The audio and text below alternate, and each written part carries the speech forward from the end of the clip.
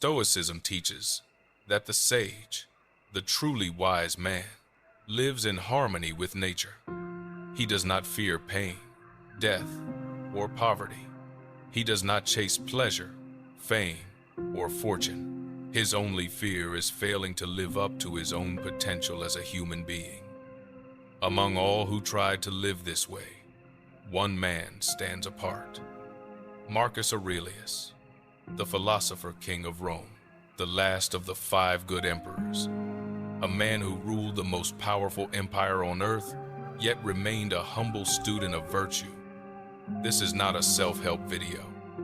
It is a reflection on what it truly means to be good, to master yourself when you could have everything. Marcus Aurelius ruled Rome from 161 to 180 AD, during the era known as the Pax Romana, the Great Roman Peace. When he died, that peace died with him. As emperor, Marcus could have anything he desired: wealth, pleasure, power. Every temptation known to mankind lay at his feet. There were no limits, no laws to restrain him, no one to say no. And yet, he chose a life of restraint.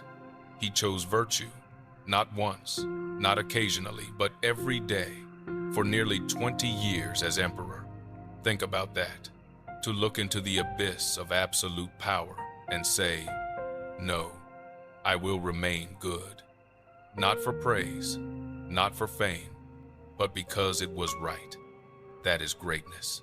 Marcus Aurelius left behind one of the most powerful books ever written, Meditations. But it was never meant to be a book. These writings were his private journal, his personal notes to himself. They were not written for an audience, not even for his family or friends. Just Marcus, speaking honestly to Marcus. He wrote to guide himself, to stay disciplined, to stay good. And because of that honesty, Meditations became one of the purest windows into a human soul. When you read it, you're not reading philosophy from a distance. You're reading a man's thoughts as he struggles to be good while ruling the world. Marcus believed that every living thing has a purpose, a natural duty.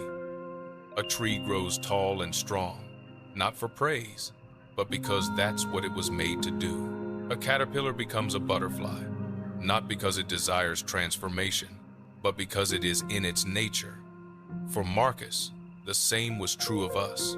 Nature made you human, and so your duty is to be the best human you can possibly be: kind, just, courageous, disciplined. He wrote that you shouldn't chase wealth or recognition. You can't control what the world gives you. You can only control how you respond. A great person, he said, weathers the storm and continues to live with virtue no matter what happens. That is what it means to live in harmony with nature. Marcus Aurelius wasn't blind to evil. He knew the world was full of corrupt, selfish, and ignorant people. But he didn't hate them, he reminded himself.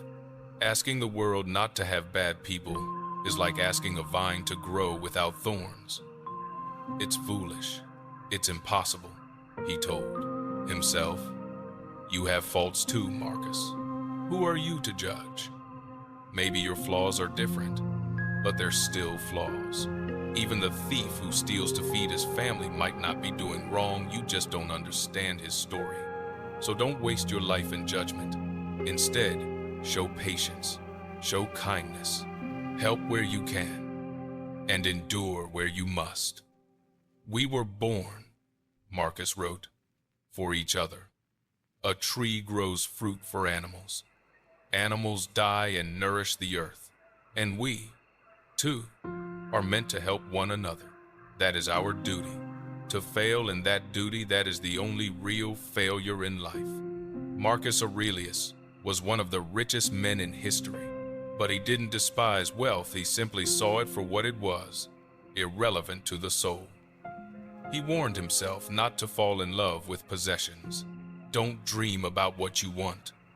Look instead at what you already have, and remember how much you'd long for it if it were gone. Enjoy what you have, but never cling to it, because none of it lasts. And nothing reminded Marcus of that more than death. He thought about death often, not morbidly, but peacefully.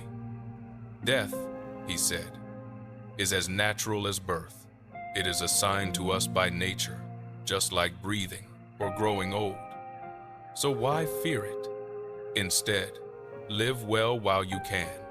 Be kind, be good, fulfill your role. And when your time comes, die as you lived, with calm, with courage, with grace. The Stoics taught that pleasure and happiness are not the same. Pleasure is fleeting, a spark, a taste, a moment. Happiness is enduring, a state of being that comes from within. Money, fame, success, they can't make you happy. Only virtue can. Only living in accordance with nature, becoming the best version of yourself, can bring true peace. For Marcus Aurelius, the only real failure was to waste your potential, to live without virtue, to let yourself down. Because being great is not about conquering others, it's about conquering yourself. Marcus Aurelius ruled the greatest empire on earth, yet he spent his nights reminding himself to stay humble, patient, and kind. And that's why, 2,000 years later, we still remember him. Not for his power, not for his conquests, but for his wisdom. Greatness, Marcus taught, is not found in ruling the world. It's found in ruling yourself.